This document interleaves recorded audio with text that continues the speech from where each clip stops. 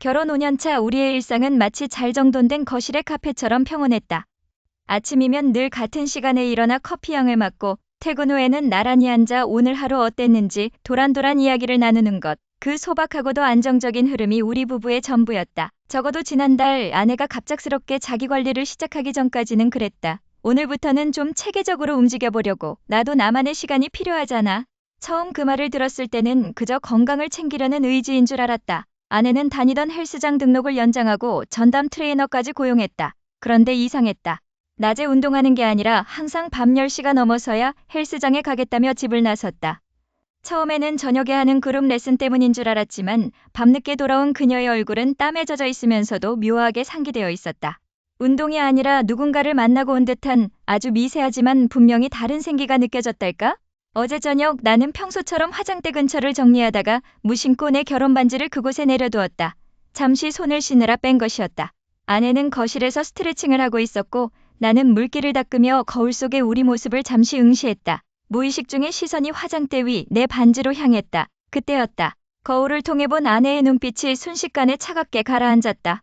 그녀는 요가 매트 위에 앉아 있었지만 시선은 거울 속의 나나 자신의 모습이 아닌 정확히 내 결혼 반지를 향하고 있었다. 그 눈빛은 내가 5년 동안 봐왔던 따뜻한 아내의 것이 아니었다. 아주 낯설고 서늘하며 무언가를 가늠하는 듯한 계산적인 눈빛. 당혹감에 멈칫한 내 시선과 그녀의 시선이 공중에서 짧게 얽혔지만 그녀는 곧바로 아무 일 없다는 듯 다시 눈을 감고 호흡을 가다듬었다. 마치 방금 전에 그 서늘한 눈빛이 나의 착각이었다는 듯이. 하지만 내 심장은 왜 이렇게 불길하게 뛰는 걸까? 정돈되었던 우리의 일상에 아주 작은 틈이 벌어지기 시작했다는 불길한 예감이 들었다. 밤은 깊어갔고 거실에는 정막만이 감돌았다. 아내는 다시 요가 동작을 이어갔다. 규칙적으로 내뱉는 숨소리만이 고요한 밤을 채웠다. 나는 방문 틈으로 그 모습을 조용히 지켜보았다. 아내는 거울 앞에 서서 부드러운 몸짓으로 몸을 비틀며 요가 동작을 반복했다. 그런데 그녀의 시선은 거울을 향해 있지 않았다. 그녀는 거울에 비친 자신의 모습이 아닌 화장대 위에 놓여있는 나의 결혼 반지를 뚫어지게 응시하고 있었다. 한참을 그렇게 반지를 쳐다보던 그녀의 입꼬리가 천천히 아주 서서히 위로 말려 올라갔다. 거울 속에 비친 그녀의 얼굴에는 도저히 해석할 수 없는 기묘하고 비릿한 미소가 번져 있었다. 그건 나를 향한 미소도 운동에 만족하는 미소도 아니었다. 무언가 완전히 다른 계획이 그녀의 머릿속에서 완벽하게 돌아가고 있다는 소름 끼치는 확신만이 느껴지는 그런 미소였다. 나는 숨을 죽인 채 거울 속 그녀의 눈동자가 향하는 곳을 보며 알 수 없는 불안감에 온몸이 굳어가는 것을 느꼈다. 어느덧 5년이라는 시간이 흘렀다. 그동안 우리 부부 사이에는 큰 풍파도 특별한 갈등도 없었다고 자부했다. 하지만 언제부터였을까? 아내의 일상에 스며든 낯선 변화들이 마치 서서히 끓어오르는 물처럼 내 일상을 조금씩 잠식하기 시작한 것은 아내는 갑자기 운동에 집착하기 시작했다. 이전에는 숨쉬기 운동조차 귀찮아하던 사람이 밤마다 운동복으로 갈아입고 헬스장으로 향하는 모습은 분명 낯설고도 생경한 풍경이었다. 자기야, 오늘따라 운동 열기가 뜨겁네. 이 밤에 굳이 안 가도 될 텐데. 내 물음에 아내는 거울을 보며 머리를 질끈 묶은 채 무심하게 대답했다. 건강 챙겨야지. 요즘 몸도 무겁고 무엇보다 PT 선생님이 오늘 하체 집중 관리를 해준다고 했거든. 예약 잡아둔 거라 빠지면 안 돼. 그녀의 말투는 지나치게 차분했다. 마치 자신이 하는 행동에 당위성을 부여하려는 사람처럼 모든 문장이 매끄럽고 계산적이었다. 현관문을 열고 나가는 그녀의 뒷모습을 보며 나는 그저 묵묵히 고개를 끄덕일 뿐이었다. 그래, 건강을 위한다는데 내가 뭐라고 하겠어? 하지만 마음 한구석에는 설명할 수 없는 찜찜함이 따리를 틀고 있었다. 집으로 돌아온 아내는 더욱 변해 있었다. 과거에는 거실 한가운데 당당히 놓여있던 휴대폰이 이제는 마치 국가 기밀이라도 되는 양 항상 제 몸 가까이 붙어 있었다. 화면은 항상 뒤집혀 있었고 집안에서도 벨소리는 철저히 무음으로 설정되어 있었다. 가끔 울리는 진동소리마저도 그녀는 귀신같이 알아채고는 황급히 휴대폰을 낚아채 방으로 숨어들곤 했다. 무슨 일이야? 아까부터 계속 진동 울리던데? 내가 살짝 묻자 아내는 짧은 헛웃음을 지으며 화면을 보지도 않은 채 대답했다. 아, PT 선생님이야. 운동 식단이랑 스케줄 체크 때문에 연락 오는 거라 귀찮네 정말. 그녀가 보여주는 그 연기는 완벽했다. 당황한 기색 하나 없는 태연함, 상대를 안심시키려는 듯한 미소까지. 나는 아내를 믿고 싶었다. 우리가 함께 쌓아온 5년의 시간이 허상이 아니길 바랐으니까. 하지만 그녀와 나 사이의 공기는 점점 더 차갑게 식어가고 있었다. 거실에 앉아 대화를 나누다가도 아내의 눈은 나를 향하지 않고 항상 허공이나 휴대폰 끝자락을 머물렀다. 그것은 명백한 거리감이었다. 벽을 사이에 두고 있는 것처럼 느껴지는 그 단절감 속에서 나는 스스로를 다독이며 애써 의심의 씨앗을 짓밟았다. 건강해지려는 노력일 뿐이야. 내가 너무 예민한 거겠지. 그날 밤도 그랬다. 아내는 운동을 마치고 돌아와 샤워를 하러 들어갔고 거실 테이블 위에는 그녀의 휴대폰만이 덩그러니 놓여 있었다. 평소라면 절대 있을 수 없는 일이었다. 그녀가 샤워를 하러 들어간 사이 찰나의 정적이 거실을 감돌았다. 나는 소파에 기대어 앉아 멍하니 천장을 바라보고 있었다. 그때였다. 테이블 위에 놓인 휴대폰 화면이 짧은 진동과 함께 환하게 밝아졌다. 무의식적으로 시선이 그곳에 꽂혔다. 무음 모드였기에 소리는 나지 않았지만 화면에 떠오른 메시지는 마치 거대한 바위가 내 가슴을 짓누르는 듯한 선명한 통증을 안겨주었다. 낯선 번호로 온 메시지였다. 나는 내 눈을 의심하며 다시 한번 화면을 내려다보았다. 짧고 간결한 문장이었다. 모든 준비는 끝났어. 내일 찾을 없길 바라. 아내는 매일 밤 10시가 되면 운동복으로 갈아입고 집을 나선다. 체력 관리가 필요해라는 짧은 한마디를 남긴 채 그녀는 현관문을 닫고 사라진다. 예전의 아내라면 상상도 할 수 없는 일이었다. 5년이라는 긴 시간 동안 우리는 서로의 일상을 공유하며 단 한 번도 비밀을 만든 적이 없었다. 하지만 지금 그녀의 뒤에는 투명하고도 단단한 유리벽이 세워져 있다. 나는 거실 소파에 앉아 벽시계의 초침 소리를 세며 그녀가 떠난 빈자리를 응시했다. 나는 결심했다. 무작정 믿는 것만이 능사가 아니라는 것을, 그리고 내 가정에 들이운 이 기묘한 그림자의 실체를 확인해야겠다고 생각했다. 그날부터 나는 아내의 동선을 하나하나 기록하기 시작했다. 그녀가 나가는 시간, 돌아오는 시간, 그리고 그녀가 쥐고 있는 스마트폰의 진동 소리까지도. 아내는 이제 집안에서도 스마트폰을 손에서 놓지 않았고 화면을 위로 뒤집어두는 버릇이 생겼다. 화장실에 갈 때도 휴대폰을 챙겨 들어가는 그녀의 뒷모습에서 나는 낯선 타인의 향기를 맡았다. 가장 충격적인 것은 신용카드 명세서였다. 우리는 서로의 경제 상황을 투명하게 공개해왔지만 어느 순간부터 아내는 자신의 카드를 따로 쓰기 시작했다. 나는 조용히 카드 앱 내역을 열어보았다. 결제 장소들은 하나같이 고급 백화점의 명품관들이었다. 하지만 이상했다. 그녀가 그렇게 자주 명품 매장을 들락거림에도 불구하고 우리 집 옷장이나 신발장에는 그 흔한 명품 가방 하나, 스카프 한 장 늘어난 것이 없었다. 그녀는 무엇을 산 것일까? 아니, 도대체 누구를 위해 그토록 값비싼 물건들을 결제하고 있는 것일까? 심장이 조여드는 것 같았다. 어쩌면 내가 모르는 다른 삶을 살고 있는 것일지도 모른다는 의심이 꼬리를 물었다. 설마 정말로 그런 건가? 나는 부정하고 싶었지만 머릿속에서는 이미 최악의 시나리오가 영화 필름처럼 돌아가고 있었다. 돈을 목적으로 하는 관계, 혹은 감정을 담보로 한 은밀한 거래. 오늘 밤도 아내는 평소와 다름없이 땀에 젖은 채 귀가했다. 현관문이 열리고 들어온 그녀는 나를 쳐다보지도 않은 채 욕실로 향했다. 샤워기 물소리가 거세게 울려 퍼지기 시작했다. 나는 거실 한가운데 덩그러니 놓인 그녀의 운동 가방을 내려다보았다. 왠지 모를 강한 예감이 나를 이끌었다. 나는 조심스럽게 가방 지퍼를 열었다. 그 안에는 구겨진 운동복과 생수병, 그리고 타월이 들어있었다. 나는 손을 뻗어 그녀가 오늘 입었던 요가복 상의를 집어들었다. 평소의 세제향 대신 낯설고 강렬한 냄새가 코끝을 파고들었다. 그것은 분명 여자들의 화장품 냄새가 아니었다. 짙고 묵직한 다분히 남성적인 스킨과 섞인 비릿한 사양 머스크 냄새였다. 그 냄새는 마치 나에게 비웃음을 던지듯 아주 선명하고도 불쾌하게 옷감에 배어 있었다. 나는 손끝이 떨리는 것을 느끼며 그 옷을 바닥으로 떨어뜨렸다. 욕실 문 너머로 들려오는 물소리가 마치 나의 무너져 내리는 심장 소리처럼 들려왔다. 이제 더 이상 의심이 아니었다. 이것은 확신이었다. 심장이 귓가에서 쿵쾅거리는 소리가 들릴 정도로 거칠게 뛰었다.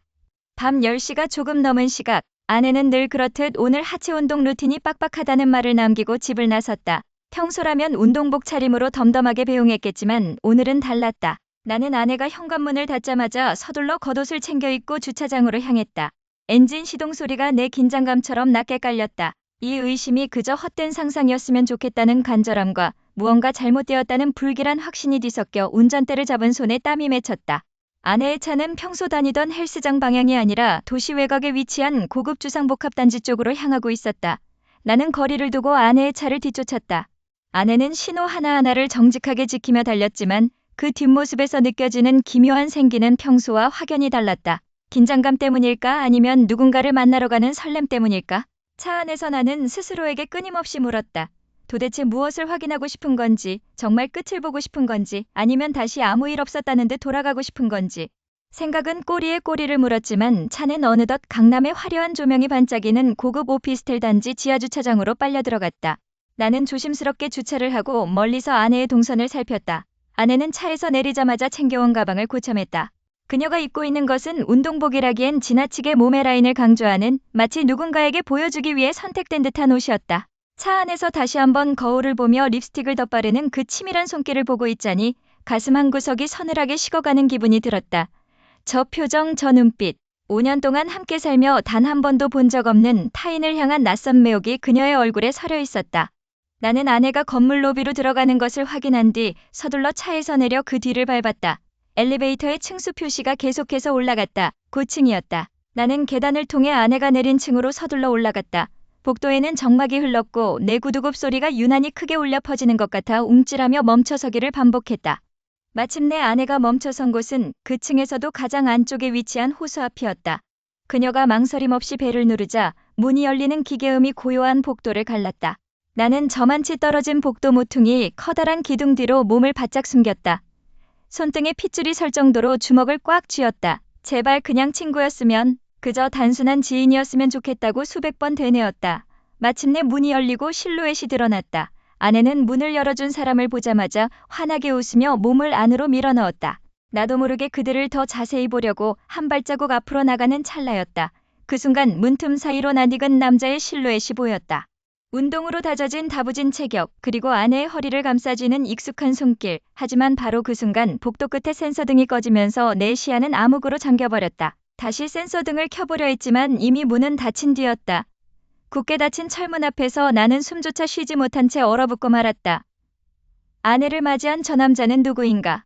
내 친구인가 아니면 내가 전혀 모르는 타인인가? 컴컴한 어둠 속에서 나는 아무것도 보지 못했다는 사실에 절망하며 그저 닫힌 문만 멍하니 바라보았다. 방금 저 안에서 무슨 일이 벌어지고 있는 걸까? 이제 나는 무엇을 해야 하는가? 어둠 속에 홀로 남겨진 내 시간이 멈춘 듯했다.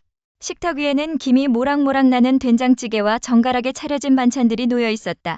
하지만 내 목구멍으로는 아무것도 넘어가지 않았다. 시계 바늘은 벌써 밤 11시를 가리키고 있었다. 현관 도어락이 경쾌한 소리를 내며 열렸고 땀에 젖은 레깅스 차림의 아내가 가쁜 숨을 몰아쉬며 들어왔다. 화려하게 꾸민 얼굴 위로 번들거리는 땀방울이 오히려 역겨울 정도로 생경하게 느껴졌다.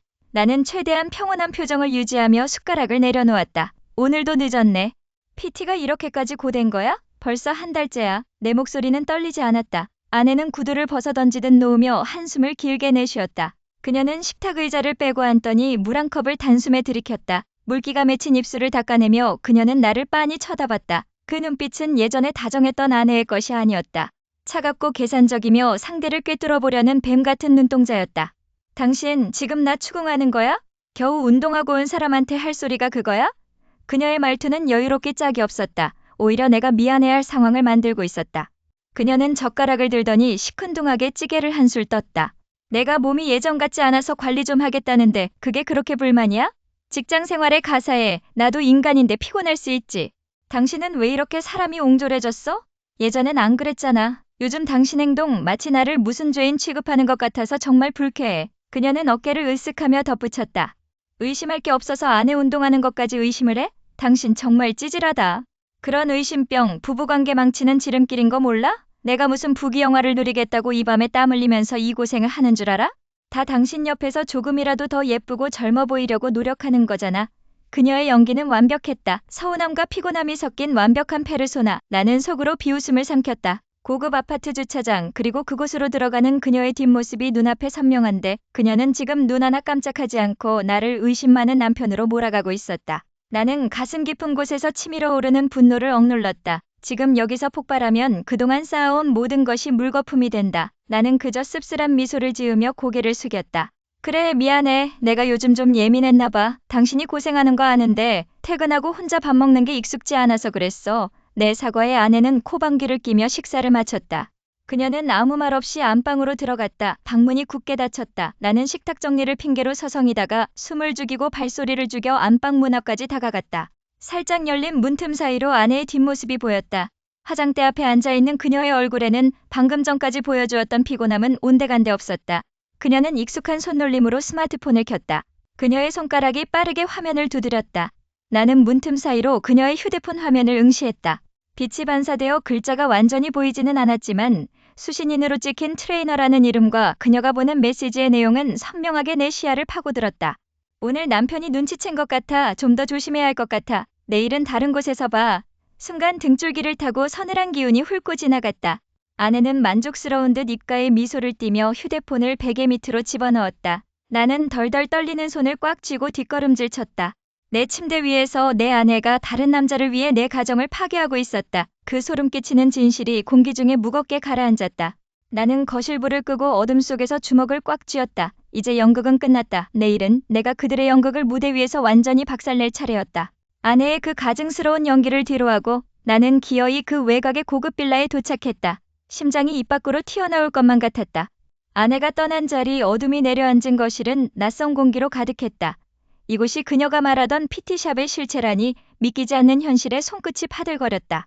조심스럽게 문을 열고 들어선 순간 나는 내 눈을 의심할 수밖에 없었다. 현관에 놓인 신발, 거실 한 구석에 굴러다니는 운동기구들, 그리고 무엇보다 나에게 친근하게 굴며 아내의 트레이닝을 돕겠다고 자처했던 내 가장 친한 친구의 냄새가 진동하고 있었다.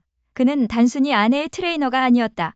지난 5년 동안 우리 집 식탁에 앉아 함께 술잔을 기울이고 내 고민을 들어주며 어깨를 두드려주던 그가 어떻게 내 아내와 이런 공간을 공유할 수 있단 말인가.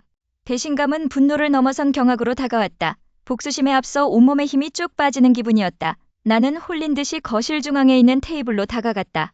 그 위에는 서류 봉투 하나가 덩그러니 놓여 있었다. 불길한 예감이 등줄기를 타고 흘렀다. 봉투를 열어본 나는 눈앞이 아득해졌다. 그것은 우리 집의 명의 이전과 관련된 증여계약서였다. 더 끔찍한 것은 내 이름으로 된 서명이 버젓이 찍혀 있다는 점이었다. 나는 이런 서류를 작성한 적이 없다. 그녀가 내 도장을 훔쳤거나 정교하게 위조한 것이 분명했다. 그들은 단순히 부정한 관계를 맺는 것에 그치지 않고 나의 모든 것을 빼앗으려는 치밀한 계획을 세우고 있었다. 5년이라는 시간, 우리가 함께 쌓아 올린 신뢰와 추억이 모두 이 종이 한 장 앞에서 휴지 조각처럼 찢겨나갔다. 나의 가정, 나의 삶이 이토록 가볍게 무너지고 있었다니 소름이 끼쳤다. 머릿속이 하얗게 변했다. 왜 그녀가 밤마다 그렇게 태연하게 거짓말을 할 수 있었는지, 왜 내 의심을 오히려 나를 옹졸한 남편으로 몰아세우며 비웃었는지 모든 퍼즐이 맞춰졌다. 그녀에게 나는 동반자가 아니라 그저 목적을 달성하기 위한 도구였을 뿐이었다. 나는 떨리는 손으로 계약서를 꽉 쥐었다. 당장이라도 이 모든 것을 다 부숴버리고 싶었지만 발밑이 흔들리는 듯한 현기증에 주저앉을 뻔했다. 이 방 안의 모든 물건이 나를 비웃는 것 같았다. 그들이 공유했던 시간, 그들이 나눴던 대화, 그리고 이 계약서에 담긴 탐욕스러운 계획들. 나는 거실 바닥에 털썩 주저앉아 거칠게 숨을 몰아쉬었다. 그때였다. 현관문 쪽에서 묵직한 도어락 해제음이 들려왔다. 불길한 금속성 소리가 정막을 깼다. 심장이 덜컥 내려앉았다. 나는 서둘러 몸을 숨기려 했지만 이미 늦었다. 문이 열리고 익숙한 실루엣이 거실로 걸어 들어왔다. 은은한 조명 아래 드러난 그의 얼굴은 전혀 당황한 기색이 없었다. 오히려 내 눈앞에 벌어진 상황을 예견했다는 듯 입가에는 비릿하고 차가운 미소가 걸려 있었다. 그는 느릿하게 재킷을 벗어던지며 나를 향해 성큼성큼 다가왔다. 그의 눈빛은 더 이상 친구의 것이 아니었다. 탐욕과 조롱이 섞인 승자의 눈빛이었다. 그가 나를 내려다보며 여유롭게 읊조렸다. 친구야, 생각보다 훨씬 더 빨리 도착했네. 하지만 말이야, 이제 와서 뭘 어떻게 하든 이미 늦었어. 이 집은 물론이고 네 인생 자체가 이제 더 이상 내 것이 아니니까. 거실의 공기는 평소보다 훨씬 차갑고 무겁게 가라앉아 있었다. 밖에는 늦은 밤비가 창문을 두드리고 있었지만 내 신경은 온통 소파 맞은편에 앉아있는 두 사람에게 쏠려 있었다. 아내와 내 오랜 친구이자 트레이너인 그 녀석, 둘의 모습은 지나치게 여유로웠다. 마치 이 상황의 주도권이 완벽하게 자기들 손에 있다는 것을 과시라도 하는 듯한 그 오만한 미소가 내 가슴을 짓눌렀다. 자기야, 왜 그렇게 넋을 놓고 있어? 우리가 말한 거 제대로 들은 거 맞지? 아내의 목소리는 평소처럼 다정했지만 그 눈빛은 얼음장처럼 차가웠다. 트레이너는 팔짱을 낀 채 의자 등받이에 몸을 깊숙이 기대며 입꼬리를 비릿하게 올렸다. 그는 대놓고 나를 조롱하는 듯한 눈빛으로 휴대폰을 탁자 위에 던져놓았다. 액정 위에는 내 사진과 함께 알 수 없는 상처가 조작된 듯한 사진들이 떠 있었다. 이게 다가 아니야, 친구. 너 요즘 스트레스가 심해서 가끔씩 폭발하잖아. 우리가 이걸 경찰에 넘기거나 언론에 흘리면 내 직장 생활은 어떻게 될까? 아니, 내 사회적 명예는 온전할 것 같아? 그는 뻔뻔하게 내 어깨를 툭툭 치며 협박을 일삼았다. 가정폭력범이라는 낙인, 그들이 만들어낸 가공의 프레임 속에서 나는 순식간에 추악한 남편이 되어 있었다. 가슴속에서 끓어오르는 분노를 참느라 주먹을 꽉 쥐었다. 손톱이 손바닥을 파고들어 통증이 느껴졌지만 그건 오히려 현실을 직시하게 만드는 자극제가 되었다. 그들은 단순히 나를 쫓아내려는 것이 아니었다. 그들의 목표는 내 모든 것을 갉아먹는 것이었다. 며칠 전부터 알 수 없는 경로로 공동계좌의 돈이 야금야금 빠져나가고 있었다. 재테크 투자라는 명목으로 아내는 내 동의도 없이 대규모 자금을 사적인 계좌로 옮기고 있었다. 내가 그 사실을 알고 있다는 것을 눈치채자마자 그들은 오히려 적반하장으로 나를 몰아세우며 입을 막으려 드는 것이다. 너 우리가 지금 농담하는 것 같아? 순순히 따라주는 게 너한테도 좋아. 가진 거 다 잃고 길바닥에 나앉고 싶지 않으면 말이야. 트레이너의 말에 아내가 픽 웃으며 가방에서 서류 봉투 하나를 꺼내 테이블 위로 밀었다. 봉투가 미끄러지며 내 앞까지 왔다. 서류의 정체는 뻔했다. 심장이 비정상적으로 빠르게 뛰기 시작했다. 5년이라는 세월이 그저 한낱 연극대본에 불과했다는 사실이 뼈저리게 느껴졌다. 나는 떨리는 손으로 봉투 끝을 잡았다. 서늘한 종이의 질감이 내 운명을 예고하는 듯했다. 아내는 찻잔을 천천히 내려놓으며 마치 갓 결혼한 신부처럼 우아한 모습으로 나를 똑바로 쳐다보았다. 그녀의 눈동자 속에는 미안함이나 망설임 따위는 없었다. 오직 계산된 냉혈함만이 가득했다. 자, 여기. 우리가 정성스럽게 준비한 거야. 지금 당장 사인해. 만약 이 자리에서 서명하지 않는다면 내가 평생 읽어온 모든 것 그리고 내 이름 석자마저 산산조각 내버릴 테니까 선택은 내 몫이야. 지금 끝낼 건지 아니면 더 처참하게 무너질 건지. 그녀가 내민 것은 이미 빼곡하게 작성된 이혼 합의서였다. 재산 분할 항목에는 내가 가진 모든 지분이 그녀에게 이전되는 것으로 명시되어 있었다. 만약 거부한다면 그들이 조작한 폭행 증거들을 세상에 폭로하겠다는 최후 통첩이었다. 아내는 차갑게 웃으며 펜 하나를 내 손가락 사이로 끼워 넣었다. 그 비열한 미소 속에서 나는 우리가 사랑했던 시간들이 완전히 끝났음을 직감했다. 드디어 때가 왔다. 지난 며칠은 내 인생에서 가장 긴 시간이었다. 아내의 가방 속에 숨겨둔 소형 녹음기, 그리고 트레이너와 내 집무실을 오가며 몰래 설치했던 초소형 카메라가 보내오는 데이터들을 매일 밤 홀로 확인했다. 그들의 대화는 너무나도 적나라했다.